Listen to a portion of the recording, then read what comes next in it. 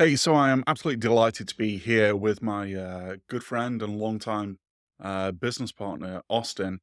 Austin is the owner of AboundUp, a marketing agency, who I think we've been working together now for, I want to say, 4 years or so, so quite a long time. Austin, thank you so much for agreeing to take some time out of your days to record this video with me. Great to be with you.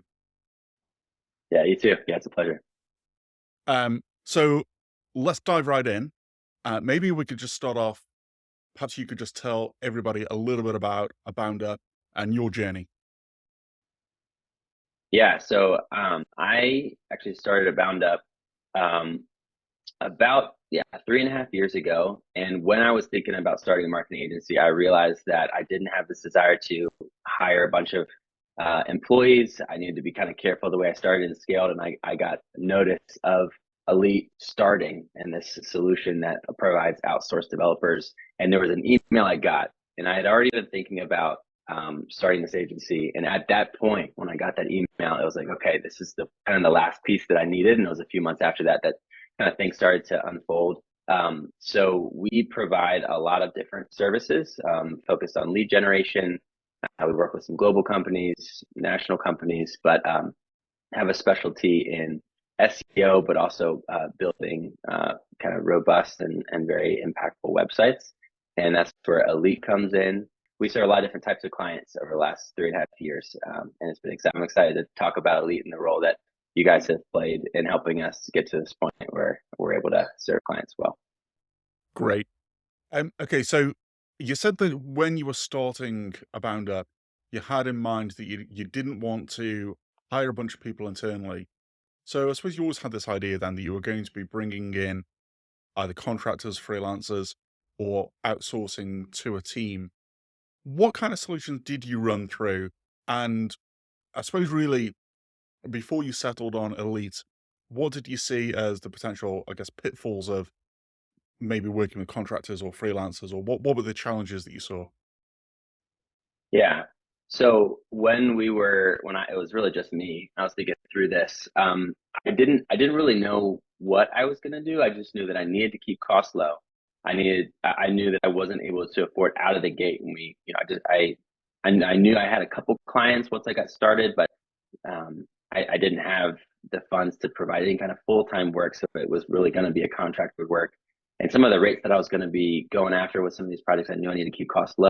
So my brother had started a little agency with him a couple of years before, and he worked with some international team members, 1099 contractors, but he seemed to always run into issues with them being reliable and just kind of disappearing off the map. And he had to go find them. There's a whole set of things that I didn't know about. And so I was like, to even start to go down that path for me was complicated. I didn't have time. I was working another job at the time before I was thinking about starting this. So I knew that I had different skills that I would need. So I knew I needed some front end work, which things that I could do, but I knew that if I was going to be bringing in clients, that I needed to find a partner to help with, or somebody to do the front end work.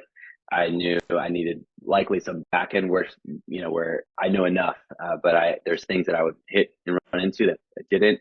I didn't even know the qualifications that that person might need. And this was 3.5 years ago when I was just starting. So, and then also on the design side, I needed somebody there to, I can do a bit, but I knew I wasn't great. So there's all these different roles that I also knew that I needed that just added some complexity.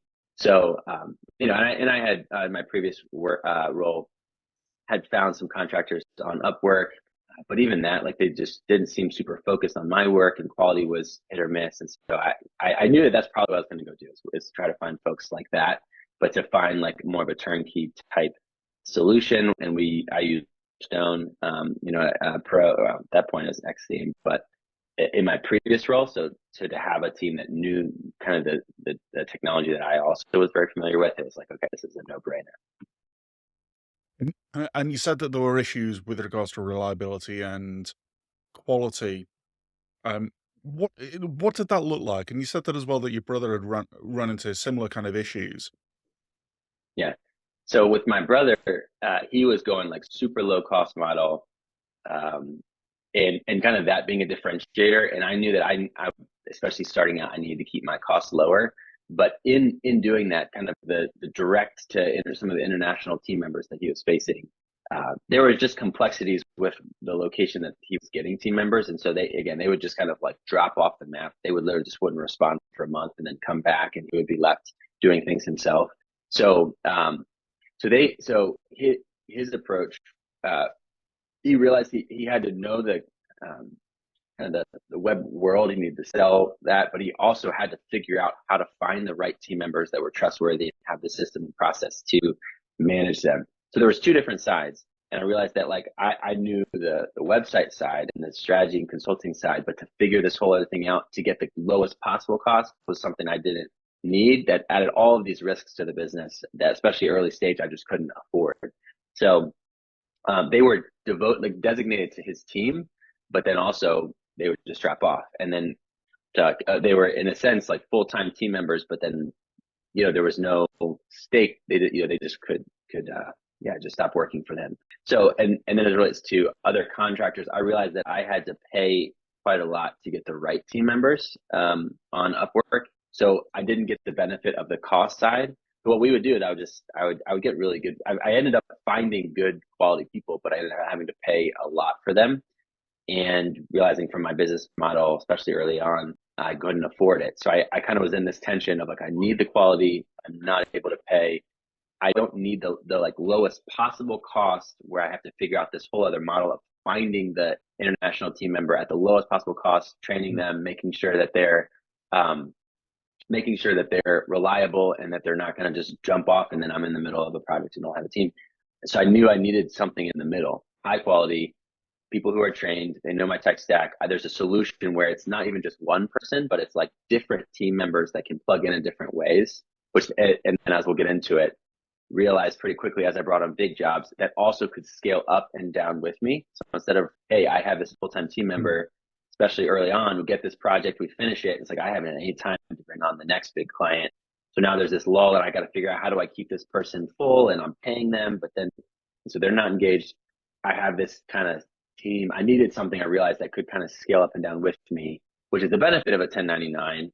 But yeah, these were the different pieces that I was thinking through and hadn't really figured out until, obviously I got that email and had a conversation with you and realized, okay, this is a sweet spot. And then it ended up being exactly what I was hoping. And as we've talked, as probably we'll share, the last 3 years, it's even gotten further refined and further more of a sweet spot to be what we need. So. Gotcha. Okay. So enter Elite, and you said that it kind of hit that sweet spot for you. So maybe let's talk a little bit about that. Why is Elite that ideal sweet spot? So I've already talked a little bit about being able to scale up and down. We've landed a couple big projects, and instead of me focusing on how am I going to win this project and source it at the same time, I know if I go after it, that there's this team behind me that can scale up to then serve the project at a super high level, bunch of hours at a very high quality. And then as we kind of come down, it's fine. And then I'm going after the next one. And so that ebb and flow works with our cash flow. It works with our business model. So that's been a huge piece for us. Another thing, as I mentioned, we need team members who are specialized in certain things, not like just the generalist. We're operating at a very high level, a very high quality. So we need specialists, but we can't afford to pay a specialist full time for all these different roles, front end, back end, design, project managers. So we have all these things, and we need those specialists. So the fact that Elite has those team members who are specialists and can plug in and out of our projects and serve in their specific roles, instead of just hiring a bunch of generalists that are pretty good, it's a high level. They have a sweet spot. They're very good at something. They've been trained for that. And so as we have that need, we know that team member that we can say, hey, can we even ask, hey, can we have this person that we've worked with in the past, and then they're jumping on our project. So that's been another thing. As we've kind of refined and I've given feedback, and other probably agencies have as well, really having Elite adopt a process and solutions that are really ideal for our workflow and being flexible there. So, having two different task management systems and trying to work out ways to streamline that, make sure we're getting the data we need having even team members that will come into our ClickUp and play certain roles, even engage with our clients directly, just very flexible in terms of what our needs are, so that all the time I'm messaging you, Matt, and saying, hey, like, we have this need. Could you guys fill it? And you're like, yeah, let me think about it. Yep. Hey, what about this? It's like, okay, that works great. So I think just even as we've been operating these last, almost 4 years, realizing, yeah, just how much feedback and like we've been refining, what our needs are, and you guys have worked with us to be that sweet spot. So that, yeah, all of those things I'd say together, and then the key is with this role, because there are international team members and there's other folks that are being leveraged, we have to keep this area of our business relatively lower cost. And, where my consulting time, my rate is much higher, we need to find some way that we're packaging a solution that is very high quality, but also affordable for our clients.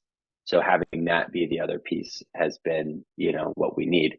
And we don't need to go direct to try to figure out this whole process of finding the right team member, hiring them, training them, keeping them full time. That's the role that you guys have played for us and allowed us to take advantage of a lot of the benefits of that, keep our costs lower, not kind of experience the lowest possible cost, but like we're making so much more upside on not having to think about it for all those reasons that I just shared.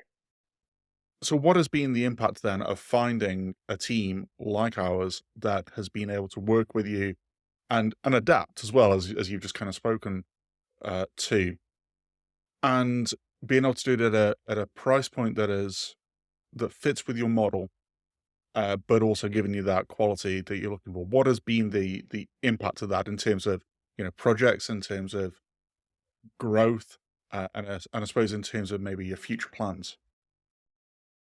Yeah. So I'll jump to future plans.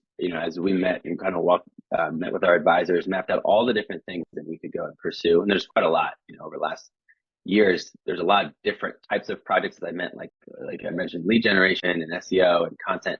There's all these things we could do to a high degree, but it's really like our main focus is going and getting, e-commerce, complex, big development projects. No, and the reason is that we could do that and should do that and prioritize that is because of our relationship with Elite. And so that's realizing that and having gone through a couple of projects that are very complex, that like other development companies, it would have just blown up really just because of the complexity. We've been able to bring them on, we've been able to serve them well and navigate really complex things. And then we've been able to keep them. So like, okay, now these are very profitable projects, so we should go after more of them. So in essence, this is what we're doing is primarily focusing on work that's very development heavy because of Elite, even though we could go and pursue all kinds of other projects, realizing that there's so much opportunity. And yeah, it just, again, it allows our business to scale my time, which when I started, that was the thing that I was trying to figure out is, I'm the generalist in a sense, and I love strategy, but how are we gonna not have this business just to completely rely around me? As the agency owner, and then now Brian, who's a kind of our director of operations, how are we going to scale this thing? And realizing that development projects, particularly, are a big means of how we're going to do that. How we have done that over the last 3 years. Last year was by far our best year, most profitable year, and it was because of a few of these very big projects that we landed because of Elite, that we kept because of Elite. And now we want to go get more like them because of Elite. So I would say it's really exciting times.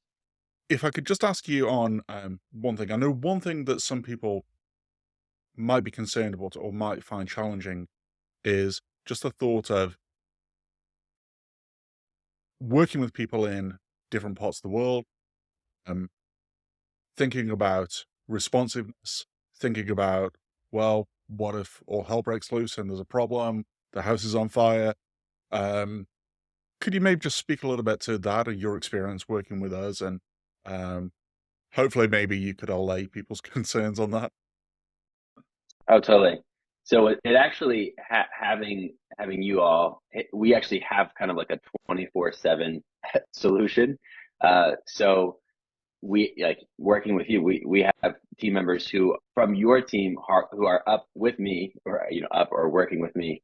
That other team members are actually asleep. So we actually even just yesterday, one of these big clients had their site go down. Thankfully, it wasn't our fault or anything like that. But it was like, in this site gets millions of page views, and a lead team member, and then we did get one of my team members up from their sleep to figure it out. But for me, having the peace of mind to actually have a around the clock solution has been amazing. And there's been quite a few times where there's been like emergency fire, like there's a fire, and every time we have a team member, whether elite or our team member that who is able to jump in.